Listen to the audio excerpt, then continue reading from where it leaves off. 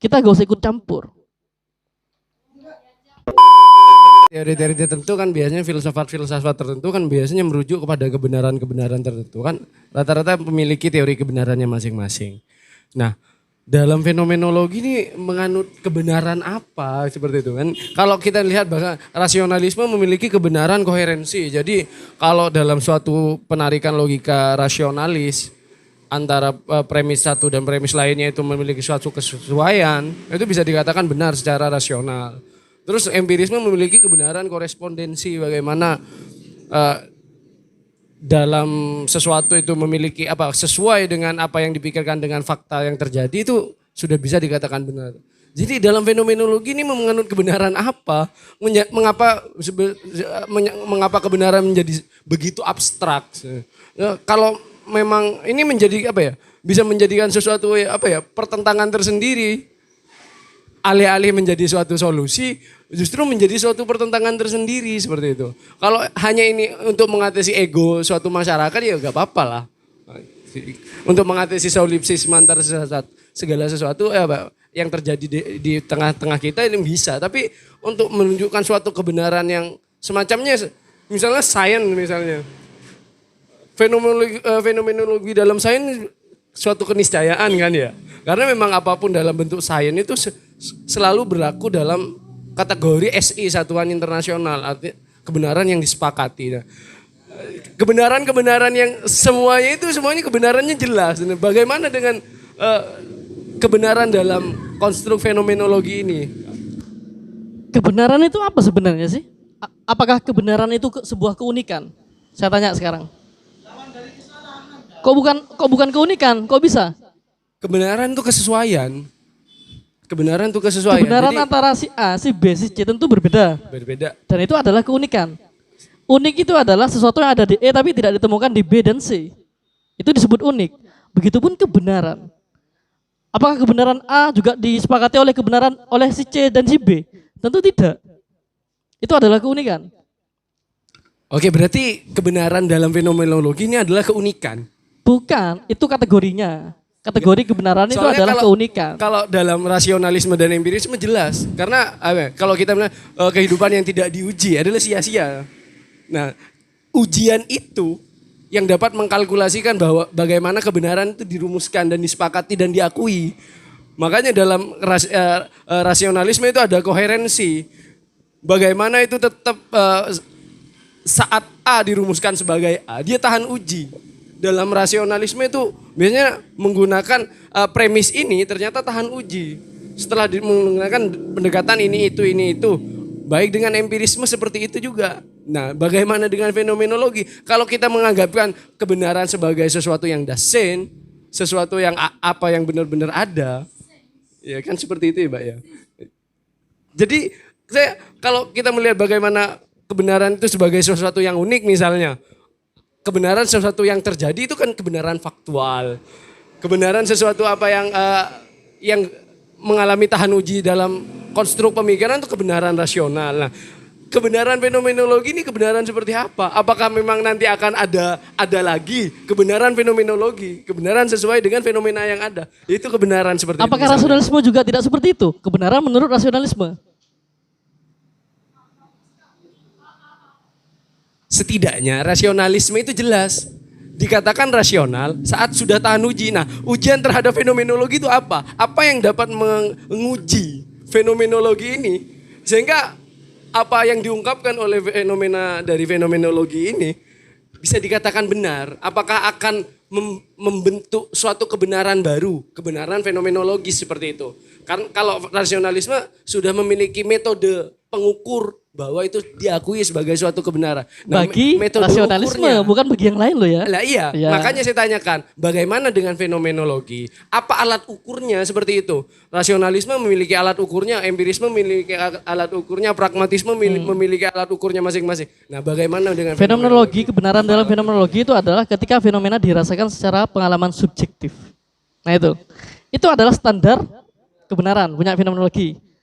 Sama. Perannya itu keunikan masing-masing. Rasionalisme ketika hasil dari konstruksi pemikiran kita. Rasionalisme konstruksi indrawi kita. Dalam fenomenologi bukan konstruksi, tapi itu lebih kepada pengalaman yang dirasakan secara langsung. Kita memiliki standar masing-masing. Di tes saja ada dua versi tes, objektif dan subjektif. Objektif itu seperti halnya kita sudah memiliki standarisasi pertama. Misalnya kayak pilihan ganda, benar salah, itu tes objektif. Ada juga tes subjektif, kayak isai. Itu menurut pandangan yang menilai. Nah, begitupun juga dalam pembenaran dalam standarisasi keilmuan aliran seperti fenomenologi. Punya standar kebenaran masing-masing. Dan kalau kita berbicara masalah uji coba atau sebagainya, apakah kebenaran perlu uji coba? Kalau dalam fenomenologi itu tidak perlu. Karena uji coba itu akan mengkontaminasi adanya presposisi tadi. Sehingga kita tidak bisa melakukan sikap epoch.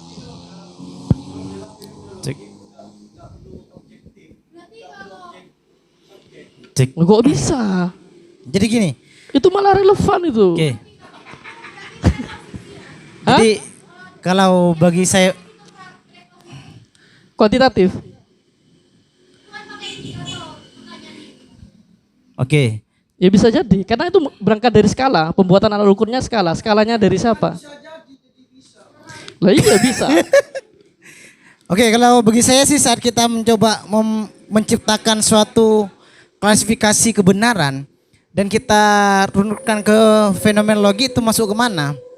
Mungkin kita harus menciptakan kebenaran ulang selain ada kebenaran koherensi, korespondensi, terus kebenaran-kebenaran lain. Kita harus menciptakan ulang satu kebenaran yang mungkin kita pahami. Kalau mungkin ini bahasanya Harun Nasution kemarin ya, dan juga mungkin Cak Nur itu mengatakan adanya kebenaran perspektif. Yang dimaksud kebenaran perspektif, kita harus menghormati kebenaran yang dibawa oleh orang lain. Dan ini saya rasa ini loh kebenaran yang dimaksud oleh fenomenologi. Dalam artian kita tidak boleh tadi itu seperti apa itu namanya? Bukan solipisme ya. Iya. Yang dalam artian karena keakuan kita justru menafikan segera kebenaran atau hasil temuan dari orang lain. Justru adanya fenomenologi ini mungkin akan tercipta di negara yang di sana itu bebas liberal atau bebas. Segala kebenaran, segala hasil temuan seorang itu diterima.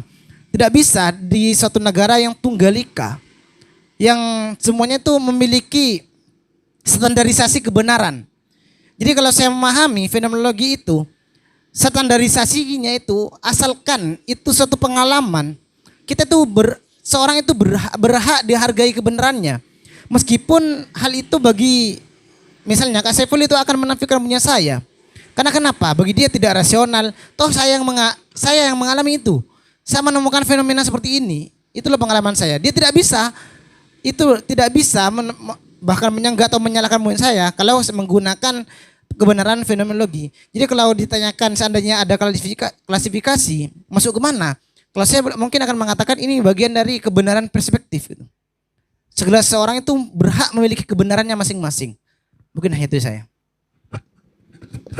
Ya seperti itu. Kalau boleh saya pendapat, fenomenologi itu hanya suatu metode penggalian makna tok. Apalagi tadi ada objek yang abstrak juga kan ya. Bagaimana kan kayak gini, Pak. Biasanya sesuatu data itu kan mesti ditanya atau katakan bisa diukur ataupun bisa diverifikasi ya. Justru kalau fenomenologi itu bagaimana verifikasinya itu yang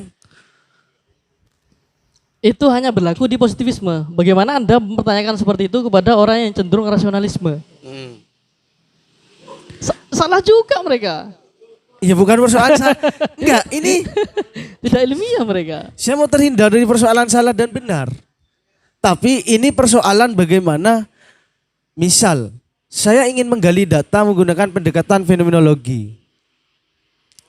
Yang sampean contohkan tadi, orang yang putus tuh cenderung sedih, ada satu orang yang bahagia. Nah, misalnya kan seperti itu. Nah, berarti pengukurannya itu gimana? Apa orang yang orang yang baru putus sama pacarnya itu sedih sebagian dan bahagia sebagian, seperti itu.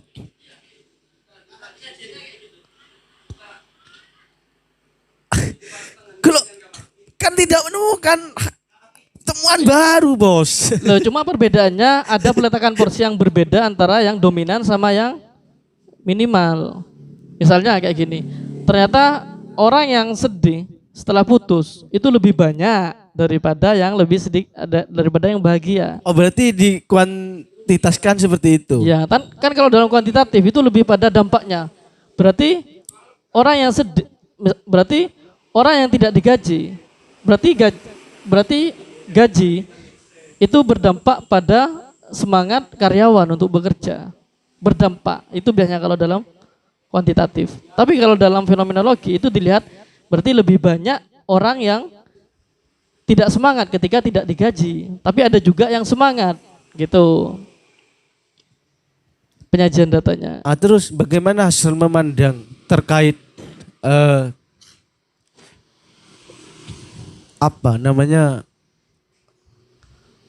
tindakan kognisi yang kan seseorang tuh mesti punya imajinasi lah, ya kan?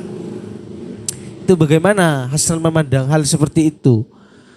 Ini kan sudah saya bahas tadi. Iya. Kritikannya Cogito Shenus, Cogitata. Apa? Kayak gitu.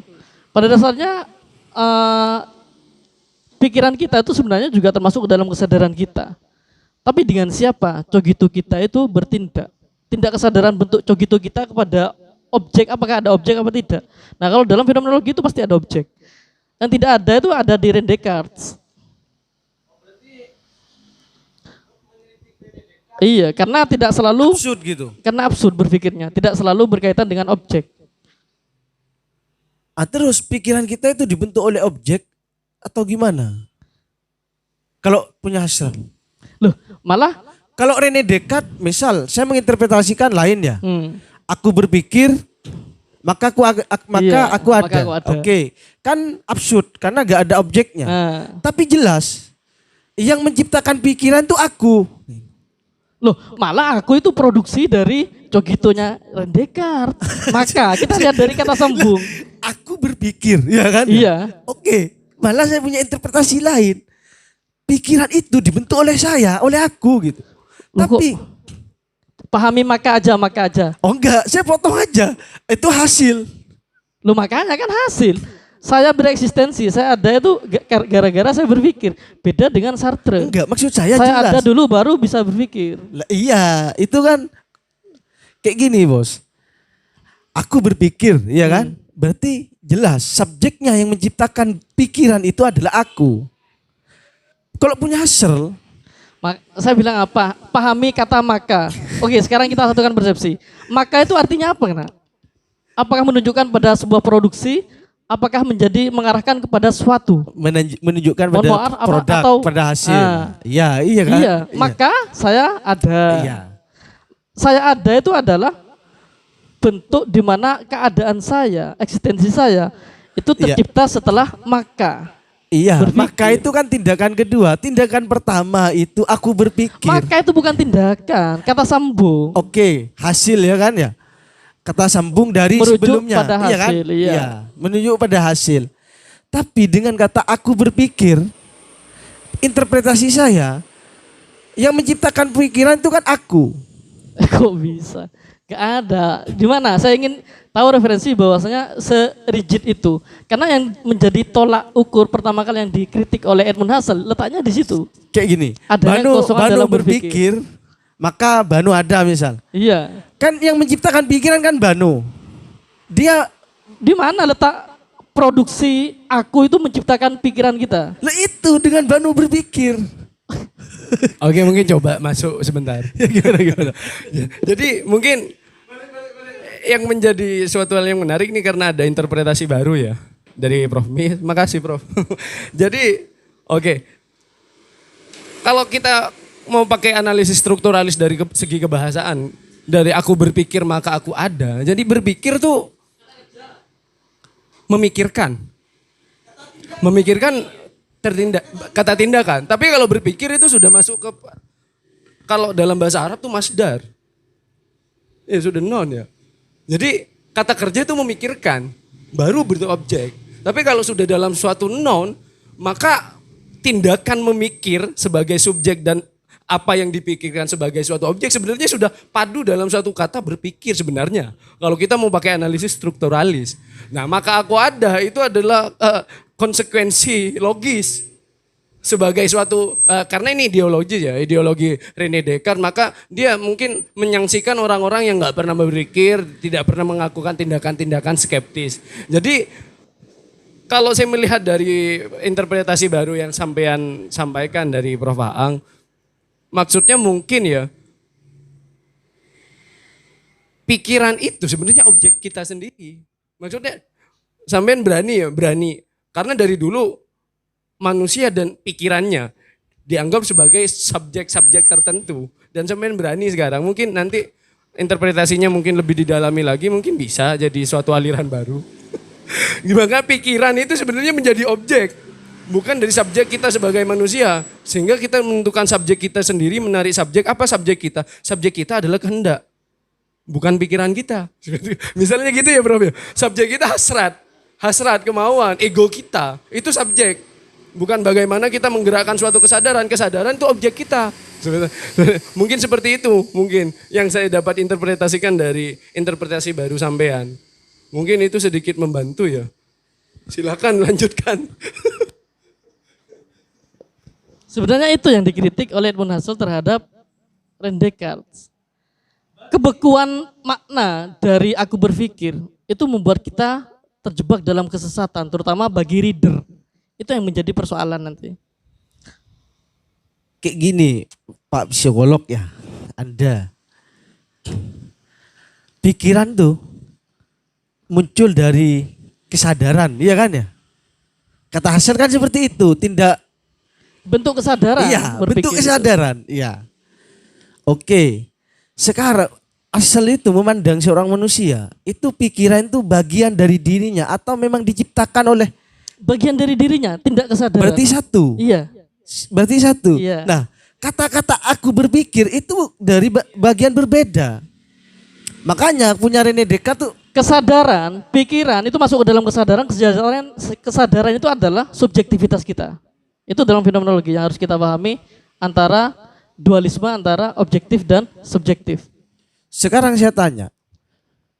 Pemahaman Anda tentang Edmund Husserl ketika seperti itu, apakah pikiran manusia itu yang menciptakan objek? Kan tadi pasti ada objek kan? Pasti ada. Pikiran manusia itu apakah objek yang menciptakan pikiran manusia ataukah Pikiran yang membentuk objek. Yang kedua, iya. Objek Pikiran membentuk objek. Oh berarti pikiran lah yang membentuk objek. Iya. Seperti itu. Sebenarnya bukan bentuk. Saya jelaskan tadi ya. Tidak gimana? ada istilah mengkonstruksi, adanya mengkonstitusi. Objek itu hadir secara tersendiri, istilahnya evidence. Itu dalam fenomenologi. Hadir tersendiri gimana maksudnya? Iya, objek-objek yang beratelabuyun di sekitar kita, itu pada dasarnya itu adalah hadir tersendiri. Itu yang dimaksud sumber pengetahuan yang diterima oleh kita sebagai dianggap kebenaran. Lantas bagaimana Hasan memandang delusi atau halusinasi lah, misal saya sendirian, tiba-tiba kebayang mantan saya. Objeknya kan mantan tadi kan? Iya. Ya. Bagaimana Hasan memandang halusinasi seperti itu? Loh, ya itu termasuk ke dalam ini juga, tindak pikiran juga. Karena objek itu tidak selalu yang bersifat faktual, tapi ada juga yang bersifat fiktif. Itu juga mantan Anda, itu juga menjadi objek. Kita mengenal keterarahan. Kita mengenal tindak kesadaran manusia dalam fenomenologi itu keterarahan. Jadi keterarahan tindak kesadaran kita berupa perilaku kita, pikiran kita itu pasti memiliki objek, memiliki keterarahan terhadap objek.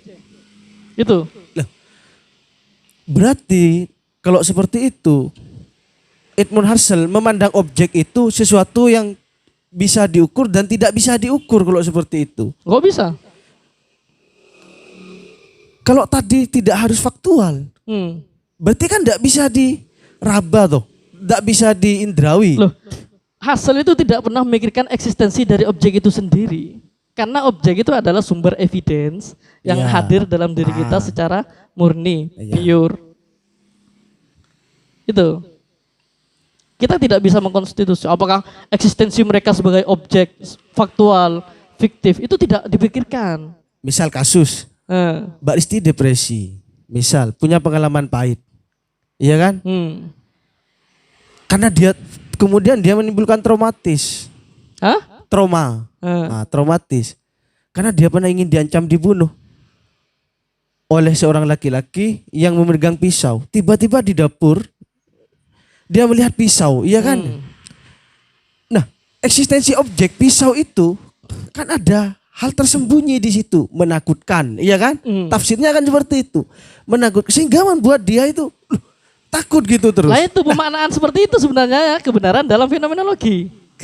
Objek itu bisa berbentuk wujud, tapi wujud intersubjektif. Yes. Kita masing-masing bisa memaknai pisau tersebut sebagai yang munculkan traumatis kita Kembali atau sebagai lagi motong ke ayam. pertanyaan di awal, apakah itu ilmiah? Makanya ini bantahan dari kan saya sudah bahas tuh tadi bantahan kaum fenomenologi. Karena objektivisme dikatakan objektif ilmiah atau tidaknya itu ternyata objektivisme itu berasal dari pengalaman manusia itu sendiri. Sebenarnya itu kembali kepada kebenaran ujung-ujungnya Anda itu. Saya hanya ingin perjelas ukuran objek dari suatu pikiran loh. Iya, kenapa? Ya. Kalau hasil itu halusinasi, Iya. pada dasarnya secara Sudah saya umum paparkan itu semua kan loh di tidak sini. disebut suatu pikiran, Bos. Lu kok bisa bukan sebuah pikiran? Misal timbulkan dari traumatis, memang ya pikiran, tapi itu kan anggaplah kelainan mental kalau dalam psikologi. Anggap seperti itu. Tiba-tiba melihat pisau kan kayak gitu. Nah, ternyata eksistensi objek itu tidak menunjukkan fakta real karena dia sudah diatur oleh bagaimana dia cara menginterpretasi. Ternyata pisau gak membahayakan. Cuma karena ada pengalaman kan ya kan? Ah iya, pengalaman itu. Iya. Terus? Sehingga membuat dia takut. Kan ada seseorang Iya. yang ketika di pinggir pantai yang melihat ombak seakan-akan kan gimana? Takut gitu Iya. kan? Padahal dia Berangkat dari mana takut tersebut? ya, melihat ombak, dia gak pernah ke pantai, tiba-tiba dia ke pantai, pas akan-akan ombak itu halusinasinya, hasil pikirannya, dia ingin menerjang dirinya sehingga menghasilkan rasa ketakutan. Nah, terus? sedangkan yang lain kan enggak seperti itu. Berarti objek itu kan tadi pikiran membentuk objek. Iya, mengarah pada objek. Nah, Ada mengarah pada objek. keterarahan. Ternyata di sini justru kata saya objek yang mengarah pada pikiran gitu. Loh kok bisa lagi? Loh, proses Anda memandang, mengamati ombak itu sudah masuk dalam tindak kesadaran kita loh. Dipastikan itu pasti berpikir. Loh iya. Bukan memandang dulu secara indrawi baru kita menggunakan Nah, rasional. Anda tidak ikut dari awal. Tindak masa saya harus jelaskan dari awal tindak kesadaran itu adalah salah Ini satu namanya orang nggak logikanya. tahu kok. Nah, Ini namanya yang bertanya. Ya gimana jelaskan coba. Nah itu proses memandang kita, melihat ombak, mengamati ombak itu adalah tindak kesadaran kita. Itu tindak kesadaran kita yang memiliki keterarahan terhadap objek. Objeknya apa? Ombak. Ya itu. Jadi apa yang dihasilkan dari keterarahan tindak kesadaran kita terhadap objek itu adalah kebenaran yang benar dalam fenomenologi. Iya. Iya harus itu. Karena indrawi juga penting. Ada lagi? Lebih awal mana? Nah, ini kembali ke rasionalisme. Menggunakan empirisme. pikiran atau indrawi dulu? Enggak, biar jelas loh. Antara objek di fenomenologi, antara objek dan pikiran manusia. Itu biar jelas, Mas. Itu gimana?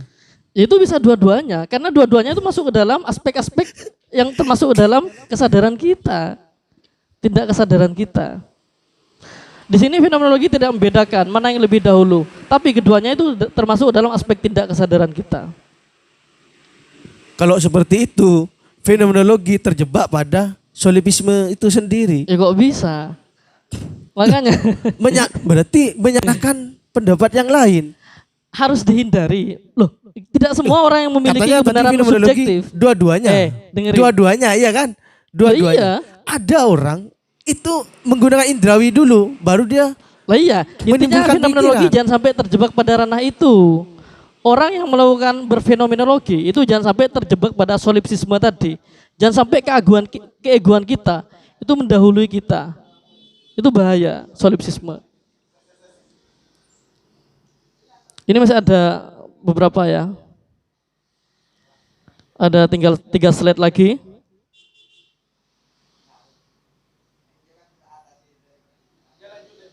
Oke. dilanjut. Pengalaman manusia itu intersubjektif sama kayak tadi. Nah intinya kesadaran saya tentang suatu objek selalu berarti ada objek di luar pengalaman kita. Intinya ketika kita menyadari ini adalah HP, kita juga harus menyadari juga ternyata ada pengertian lain dari luar diri kita dan itu berangkat dari orang lain yang juga maknai HP ini apa. Itu adalah intersubjektif. Ya, kualitas dari sesuatu itu ya untuk memaknai aja kayak gitu aja.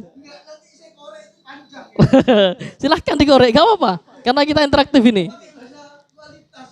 Loh, kenapa? Itu untuk mencerminkan proporsi yang ada di objek yang dilihat oleh orang lain. Fenomenologi adalah suatu refleksi atas kesadaran dari sudut pandang orang pertama. Nah, jadi yang porsi kebenaran yang paling benar-benar lebih diakui itu adalah orang yang pernah mengalaminya secara langsung dari pihak pertama. Karena gini, terkadang ada fenomena, ada meteor jatuh. Ternyata di depan rumah saya melihat secara jelas ada meteor jatuh. Nah, kemudian saya bercerita kepada B. Nah, B ini kemudian bercerita kepada C. Nah, kebenaran sebenarnya yang paling utama itu berasal dari saya. Dari C ini tidak terlalu benar karena dia orang kedua. Orang pertama itu adalah saya karena saya langsung melihat langsung. Itu porsi kebenaran yang lebih diidealkan dalam fenomenologi. Silahkan, ayo. Loh kan sudah saya tekankan porsi. Paham porsi kan? Berarti kalau belum paham porsi, berarti belum belajar Anda.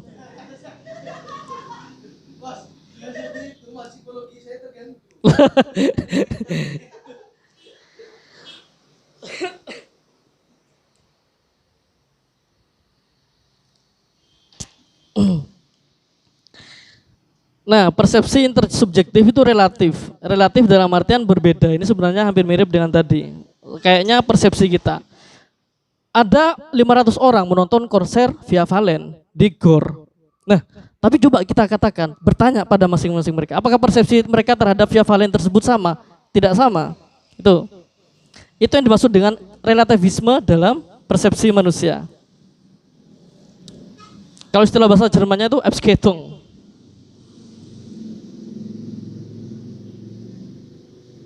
Nah, ini juga menarik ya. Ini juga menarik dalam intersubjektif. Kita tidak hanya mengakui kebenaran dari orang lain terhadap objek yang sama, tapi kita juga harus menyadari ternyata ada yang lian dari objek tersebut yang tidak pernah terfikirkan dalam kesadaran kita. Contohnya kayak gini. Saya hari ini memegang buku filsafat. Saya melihat buku filsafat, memegang buku filsafat. Otomatis pikiran atau kesadaran kita itu juga memikirkan buku-buku lain yang tidak saya pegang. Misalnya saya juga mikir, oh ternyata ada lagi yang buku psikologi, hukum, pendidikan agama Islam, buat hal yang sama. Itu intinya variasi imajinatif. Dan kesadaran kita tidak lepas dari itu. Misalnya, saya sedang melihat kipas merek Matsunichi. Tapi dalam pikiran saya juga ada kipas yang bentuknya kecil. Ada yang besar, ada yang merek lain atau lain sebagainya. Itu juga menjadi variasi imajinatif dalam kesadaran kita. Sampai kapan batas variasi identitas muncul? Itu biasanya disebut dengan intuisi eidetik, identity sintetis. Oke, ini akhir dari kisah kita pada sore hari ini.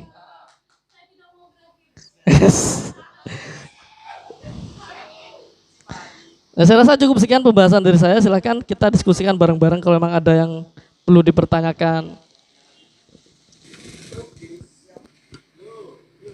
Saya pengen nanya lagi tentang ini, tentang eviden. Kita menganggap bahwa segala sumber apa informasi yang kita dapatkan dalam fenomenologi itu bersifat a priori, Pak uji coba. Jadi apakah fenomenologi ini tidak tahan terhadap hoax?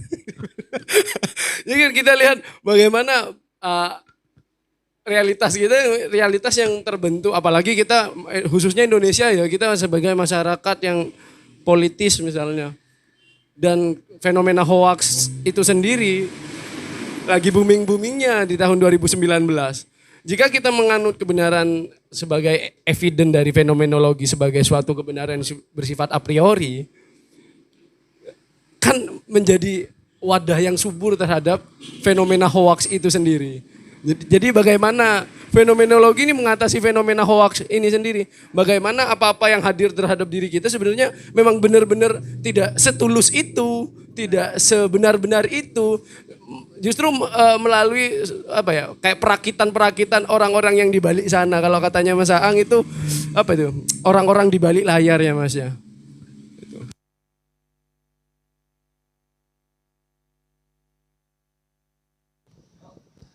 Kita harus pastikan dulu, itu berangkat untuk mencari kualifikasi dari itu kita harus pastikan. Kita berangkat sebagai seorang berfenomenologi atau kita sebagai berangkat dari orang yang mencari fakta dari orang-orang tertentu yang mengalaminya langsung. Nah itu, ada penetapan seperti itu yang perlu kita dahulukan terlebih dahulu sebelum kita menetapkan apakah itu hoax atau tidak. Kalau memang berangkat kita sendiri yang ingin berfenomenologi, tentunya tidak diidealkan kalau kita masih melihat dari berbagai informasi, hoax atau sebagainya. Idealnya kalau memang kita sendiri yang berfenomenologi, kita seharusnya mengecek secara langsung kebenaran tersebut di lokasi. Itu kalau berangkat dari kita yang berfenomenologi. Tapi kalau berangkat dari kita yang ingin tahu kebenaran tersebut dari perspektif orang lain, kayak di riset-riset. Ini yang kedua, ini versi fenomenologi dalam riset. Misalnya tadi, bagaimana pengalaman bagaimana pengalaman hidup orang yang mengalami leukemia. Tentu kita akan mengetahui pengalaman dia menurut perspektif dia, tidak bisa melalui preposisi saya. Gitu. Jadi kebenaran itu kebenaran mutlak dari dia. Kita tidak bisa, oh salah, enggak gitu. Soalnya kalau dalam teori gini. Nah, itu yang bahaya dalam riset fenomenologi ketika kita sangkut pautkan pengalaman subjektif dengan teori. Kita harus menghindari teori. Pertautan teori dengan fenomena subjektif dari partisipan penelitian itu harus dihindari. Tergantung kita harus tetapkan terlebih dahulu. Kita yang berfenomenologi atau kita melihat kebenaran tersebut dari orang yang dari sudut pandang yang kita tetapkan sebelumnya. Itu untuk mengatasi hoax. Silakan yang lain.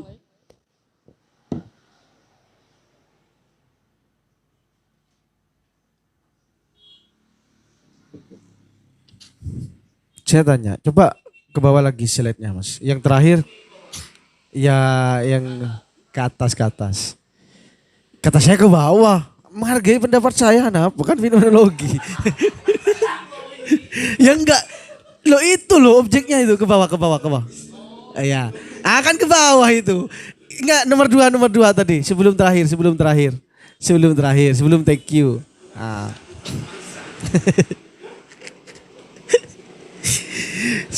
Sampai kapan batas variasi identitas muncul ya? Saya tanya dulu. Fenomenologi itu memaknai terkait dengan Tuhan itu seperti apa? Dari perspektif mana? Nah ini, orang fenomenologi harus kayak gini. Ya dari fenomenologi itu sendiri. Loh, tidak ada kebenaran tunggal menurut fenomenologi. Loh, saya nggak butuh kebenaran tunggal. Loh, butuh pendapat. Lah iya kan otomatis pendapat yang disepakati bersama kan kayak gitu kan? Enggak perlu disepakati bersama. Makanya saya tanya menurut pendapatnya siapa kan gitu. Kalau berarti ya, pingin punya gitu. Edmund Husserl. Iya. Punya Edmund Husserl. Ya. Ya kalau menurut Husserl, kalau kita melihat Tuhan tergantung siapa yang mengalami keberadaan Tuhan tersebut. Nah, iya. Kebenaran pengalaman subjektif itu memiliki porsi terbesar dalam menentukan kebenaran.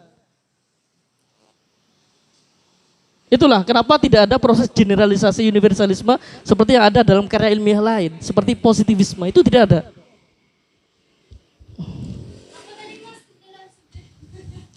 Hah? Kebenaran subjektif. Pengalaman subjektif itu adalah kebenaran yang memang pengalaman kebenaran yang real dalam fenomenologi. Enggak, saya aslinya mau keluar dari persoalan kebenaran atau enggak sekarang. Hanya ingin tahu aja. Sosial menyepakati ada orang yang berpengalaman Tuhan itu kan ada. Iya kan? Nah, dalam variasi imajinatif itu kan masuk pada imajinasi, ya kan? Semua berimajinasi bahwa Tuhan itu ada, ya kan? Nah, sampai kapan? Kan sampai hari ini nggak ada orang yang bertemu Tuhan secara indrawi misalkan. Ya enggak, tidak bisa secara indrawi. Kalau dirasakan kan ada. Kalau di luar dari indrawi kan ada.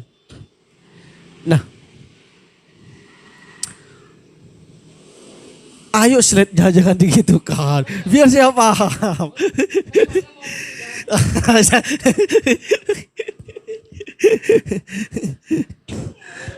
Nah, ini sebenarnya yang menarik untuk didiskusikan terkait dengan intuisi, variasi imajinatif. Kadang seseorang itu bercerita, bos. Itu yang bergerak imajinasi, gak usah jauh-jauh, novel cuma. Di sini ada novelis, ada yang nyata, ada yang fiktif misalnya. Yang fiktif itu kan hasil dari imajinasi. Ya, itu kan juga sumber dari pengetahuan. Kan iya, bos. Pernah baca novelnya Harry Potter enggak? Yang umum lah kayak gitu kan ya. Di mana ada. Pernah baca Mbak Listi ya? Tak tahu Mat. Sudahlah gak apa-apa. Nah, ketika saya melihat ini asbak, maka saya akan berpikir yang lain. Ya kan? Ada objek lain yang menyusul pikiran. Kok bisa itu gimana prosesnya? Dalam fenomenologi kok bisa dia atau Edmund Husserl itu memiliki pandangan seperti itu?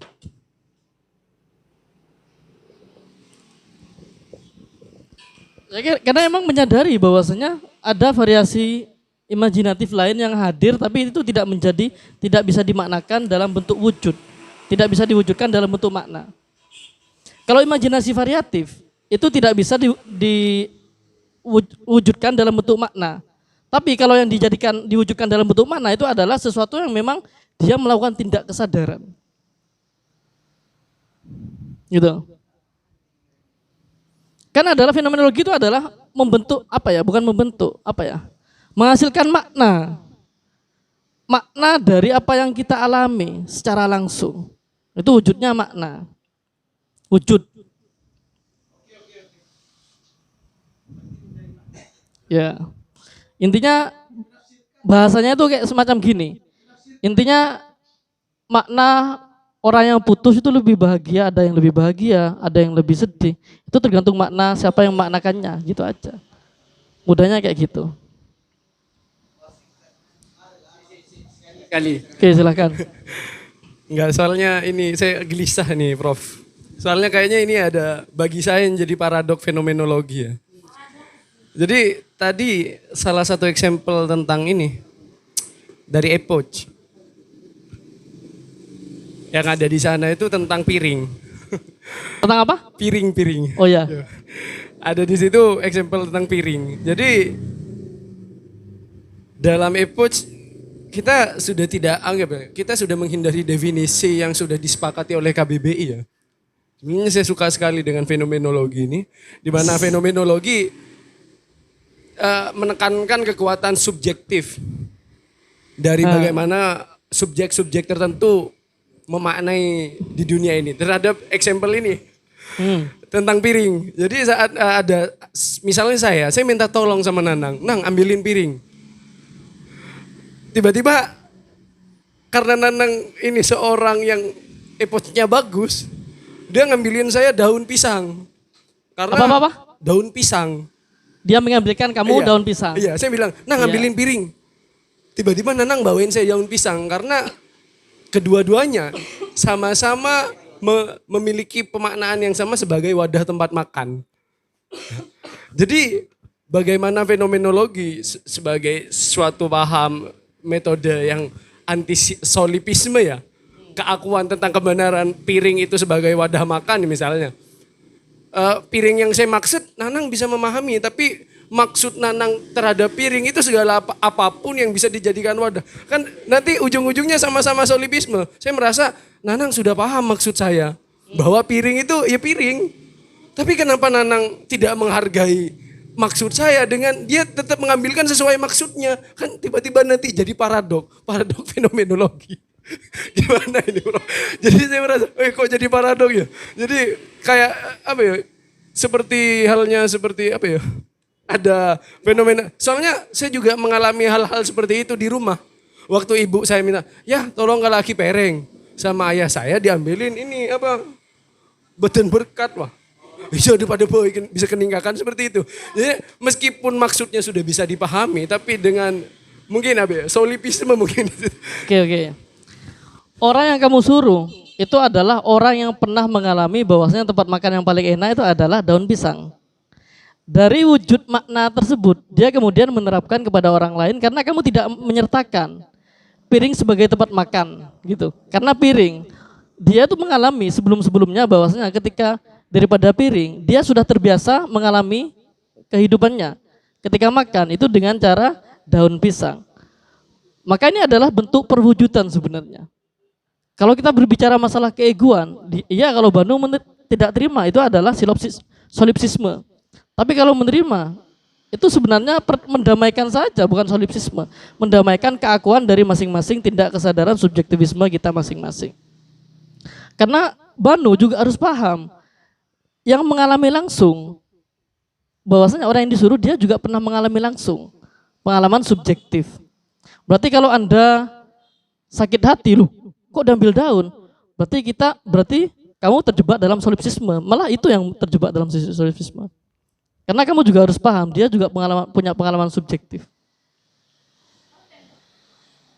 Gitu ya. Ada lagi? Sudah ya? Oh ya ini yang tadi ngechat saya ya, yang mau melakukan riset fenomenologis. Ya, mungkin ada yang ditanyakan gak apa-apa?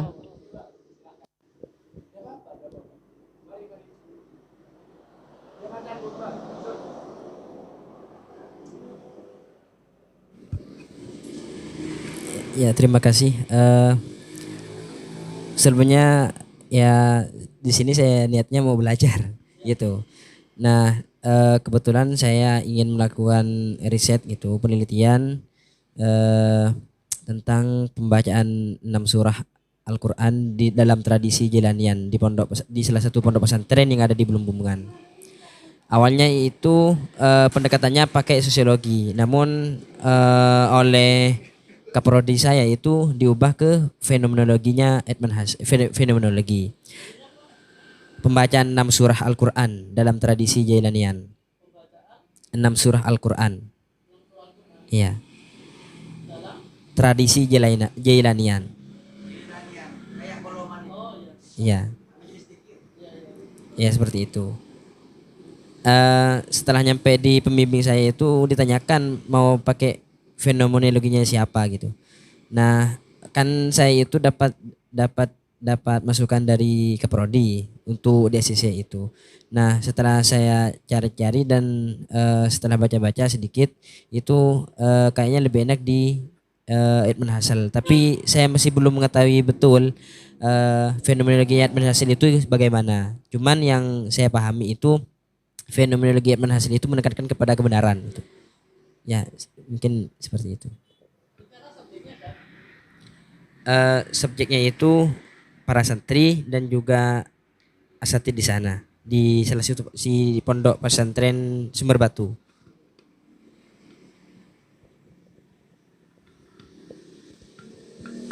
Ya terkadang gini Mas apa? Saya bingung juga ya. Gini.